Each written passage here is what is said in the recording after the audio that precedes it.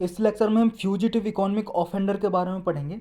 ये टर्म अभी न्यूज़ में थी, क्यों न्यूज़ में थी और ये टर्म होती क्या है, इसके बारे में पूरी डिटेल से पढ़ेंगे इस लेक्चर में। फ्यूजिटिव का मतलब होता है जी भगोड़ा, मतलब जो हमारे देश से भाग जाता है पैसे वैसे लेके फ्रॉड करके, तो इसके बारे में पढ़ेंगे। अभी न्यूज़ में क्यों है, क्योंकि नीरव मोदी पे केस चल रहा था जी ये, क्योंकि ये पंजाब नेशनल बैंक के 13,758 करोड़ रुपए लेके भाग गया था, मतलब फ्रॉड किया था इतने रुपए का पंजाब नेशनल बैंक के साथ। तो इसे फ्यूजिटिव इकोनॉमिक ऑफेंडर डिक्लेयर कर दिया था इंडिया ने। तो कैसे डिक्लेयर किया जाता है और ये क्यों न्यूज़ में है, ये न्यूज़ में इसलिए जी अभी लंदन में एक कोर्ट है, ये क्या है अभी लंदन में रहता है, मतलब इंग्लैंड में रहता है, इंडिया में नहीं है। तो ये वेस्ट मिनिस्टर मजिस्ट्रेट कोर्ट है जी लंदन में, उसने क्या है अलाउ कर दिया है कि नीरव मोदी का एक्स्ट्राडिशन किया जाएगा, मतलब कि इसे इंडिया में वापस भेजा जाएगा इस नीरव मोदी को, क्योंकि ये फ्यूजिटिव इकोनॉमिक ऑफेंडर डिक्लेयर किया हुआ है इंडिया में। तो अब ये क्या है, अब नेक्स्ट क्या होगा। और लंदन के कोर्ट ने क्या है इसे अलाउ कर दिया। इंडिया ने बहुत दिनों से इस पर रिक्वेस्ट की रखी है जी, क्या है इंडिया ने रिक्वेस्ट किया था इंग्लैंड को कि इसे भेजा जाए, इसने फ्रॉड करके गया है तो वापस इंडिया में भेजा जाए। क्योंकि आपको जैसे पता होगा कि जब इंडिया में होगा और क्राइम इसने इंडिया में किया है, तो इंडिया के लॉ के हिसाब से तभी इसे क्या है केस रजिस्टर होगा, मतलब केस तो रजिस्टर है, सज़ा कब देंगे, तब ये इंडिया में होगा। अब तो ये लंदन में है ना, तो इसे सज़ा कैसे देंगे, तब इंडिया की टेरिटरी पे होगा तभी तो पनिशमेंट मिलेगी ना। तो अभी अलाउ कर दिया है लंदन के कोर्ट ने। अब क्या होगा नेक्स्ट, जब अलाउ कर दिया तो अब क्या है, जो ये ऑर्डर है ये जाएगा यूनाइटेड किंगडम के होम डिपार्टमेंट में, किसके पास, सेक्रेटरी ऑफ स्टेट के पास जाएगा जी ये जो ऑर्डर जाएगा जब कोर्ट ने पास कर दिया, तो सेक्रेटरी ऑफ स्टेट के पास 2 महीने हैं, विद इन द 2 मंथ वो डिसीजन लेगा कि मतलब इसको भेजना है या नहीं भेजना, नीरव मोदी को इंडिया वापस भेजना है या नहीं भेजना, ये 2 महीने के अंदर डिसीजन लेगा। लेकिन ये क्या है, एक्सटेंशन भी ले सकता है हाई कोर्ट से सेक्रेटरी ऑफ स्टेट, 2 महीने से ज़्यादा भी। लेकिन मान लो जब इसने डिसीजन ले लिया सेक्रेटरी ऑफ स्टेट ने, तो क्या है पर्सन को विद इन 28 डेज के अंदर अंदर भेजना पड़ेगा। अगर अपील नहीं किए, मतलब अपील क्या, जैसे मान लो जी सेक्रेटरी ऑफ स्टेट ने, इंग्लैंड के सेक्रेटरी ऑफ स्टेट है जो लंदन के, उसने डिसीजन ले लिया कि नीरव मोदी को इंडिया भेजा जाएगा, तो उसके 28 दिन के अंदर अंदर अगर नीरव मोदी ने अपील नहीं की हाई कोर्ट में, वो क्या है अपील कर सकता है सेक्रेटरी ऑफ स्टेट के डिसीजन के लिए, कि वो हाई कोर्ट में कह सकता है मुझे और टाइम चाहिए। अगर उसने अपील नहीं की 28 डेज के अंदर अंदर, तो इसे इंडिया वापस भेज दिया जाएगा। तो अगर सेक्रेटरी ऑफ स्टेट के डिसीजन की अपील करनी है हाई कोर्ट में, तो पहले कोर्ट से परमिशन लेगी, मतलब ये नीरव मोदी परमिशन लेगा तभी कोर्ट में अपील कर सकता है सेक्रेटरी ऑफ स्टेट के डिसीजन के अगेंस्ट, समझे। अब बढ़ते हैं ये फ्यूजिटिव इकोनॉमिक ऑफेंडर टर्म के बारे में, मतलब इसे कब डिक्लेयर किया गया। नीरव मोदी को जी दिसंबर 2019 में एक स्पेशल कोर्ट ने डिक्लेयर कर दिया नीरव मोदी को, क्या, फ्यूजिटिव इकोनॉमिक ऑफेंडर। ये क्या है, पंजाब नेशनल बैंक के लगभग $2 बिलियन लेके क्या फ्रॉड किया था, मतलब इसने पंजाब नेशनल बैंक के साथ। तो जो इन्फोर्समेंट डायरेक्टोरेट है ये क्या है, इसने याचिका डाली थी स्पेशल कोर्ट में। ये क्या है, एक एजेंसी है जी, इन्वेस्टिगेटिंग एजेंसी, ये इसके केस को देख रही थी इन्फोर्समेंट डायरेक्टोरेट। ये डिपार्टमेंट ऑफ रेवेन्यू के अंडर काम करती है जी। डिपार्टमेंट ऑफ रेवेन्यू किसके अंडर काम करता है, मिनिस्ट्री ऑफ फाइनेंस के, मिनिस्ट्री ऑफ फाइनेंस के अंदर आता है डिपार्टमेंट ऑफ रेवेन्यू, उसके अंदर आता है जी इन्फोर्समेंट डायरेक्टोरेट, एक इन्वेस्टिगेशन एजेंसी है, मतलब जांच करने की एक एजेंसी है।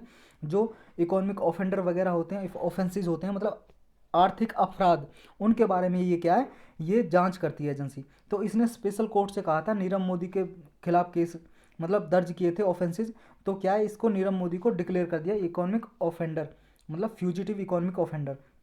अब इसकी डेफिनेशन क्या होती है जी, पूरा डिटेल में पढ़ते हैं।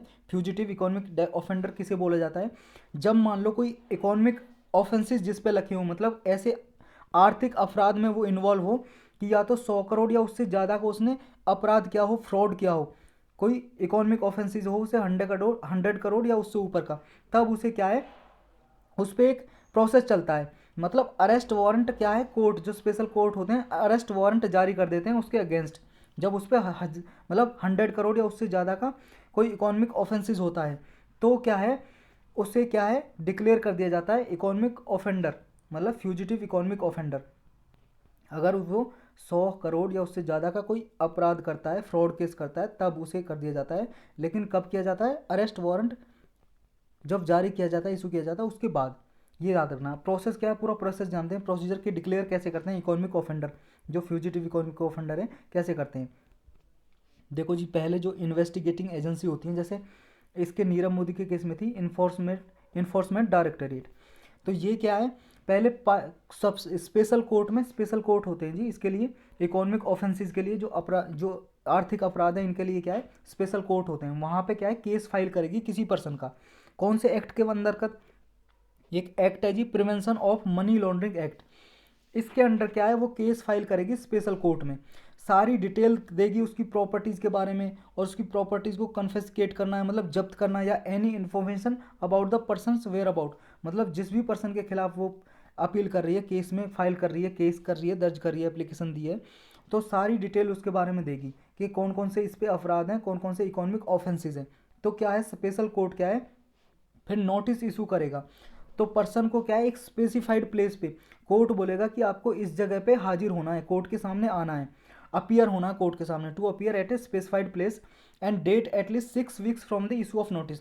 जब नोटिस इशू करेगा स्पेशल कोर्ट, तो जिस भी इंसान के खिलाफ, जिस पर्सन के खिलाफ क्या नोटिस इशू किया है जिसके लिए, तो उसे क्या है, अगले 6 वीक्स के अंदर अंदर, मतलब 6 हफ्ते के क्या है अंदर अंदर, एटलीस्ट 6 हफ्ते के अंदर जब भी नोटिस क्या इशू किया है, तो कम से कम 6 हफ्ते का उसे नोटिस दिया जाता है स्पेशल कोर्ट, 6 नोटिस का। तो उसके अंतर्गत क्या है, उसे कोर्ट के सामने हाजिर होना पड़ता है, अपीयर होना पड़ता है, कोर्ट के सामने आना पड़ता है। तो अगर वो क्या पर्सन कोर्ट के सामने अपीयर हो जाता है, आ जाता है स्पेसिफाइड डेट पे और स्पेसिफाइड प्लेस पे, तो क्या है, वो प्रोसीडिंग जो इसके खिलाफ चल रही होती है, इकोनॉमिक ऑफेंडर की जो प्रोसेस चल रहा होता है, उसको टर्मिनेट कर देता है स्पेशल कोर्ट, उसे रद्द कर दे जाती, ख़त्म कर देता है। अगर ये पर्सन क्या है, अपीयर नहीं हुआ, अगर ये क्या है, कोर्ट के सामने नहीं आया, अपीयर नहीं हुआ, जिस डेट पे इसे कहा और जिस प्लेस पे कहा कि आपको इस प्लेस पे आना है और इस डेट पे आना है, तो उस डेट और प्लेस पे नहीं आया ये, तो क्या है, वो कोर्ट क्या करेगा, इस पर्सन को फ्यूजिटिव इकोनॉमिक ऑफेंडर घोषित कर देगा, डिक्लेयर कर देगा जी, कि यह भगौड़ा हो गया जी, इकोनॉमिक ऑफेंस करके, आर्थिक अपराध करके ये फ्यूजिटिव हो गया।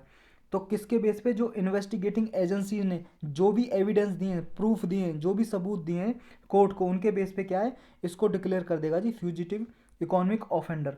तो इस तरह से क्या है, जिस भी पर्सन को फ्यूजिटिव इकोनॉमिक ऑफेंडर डिक्लेयर कर दिया जाता है, वो 30 दिन के अंदर अंदर, विद इन 30 डेज, जो स्पेशल कोर्ट का ऑर्डर है उसको हाई कोर्ट में अपील कर सकता है जी, चैलेंज कर सकता है। मतलब 30 दिन के अंदर अंदर, ये याद रखना, with in 30 days high court में चैलेंज कर सकता है। ये कौन से एक्ट में दिया गया है ये प्रोविजन दी गई है जी, फ्यूजिटिव इकोनॉमिक ऑफेंडर एक्ट 2018। तो ये याद रखना, इस एक्ट के थ्रू क्या है, उसे 30 दिन का मौका और दिया जाता है, जब स्पेशल कोर्ट उसे डिक्लेयर कर देता है फ्यूजिटिव इकोनॉमिक ऑफेंडर, तो हाई कोर्ट में वो चैलेंज कर सकता है इसके डिसीजन को। तो इस लेक्चर में सिर्फ इतना ही था जी।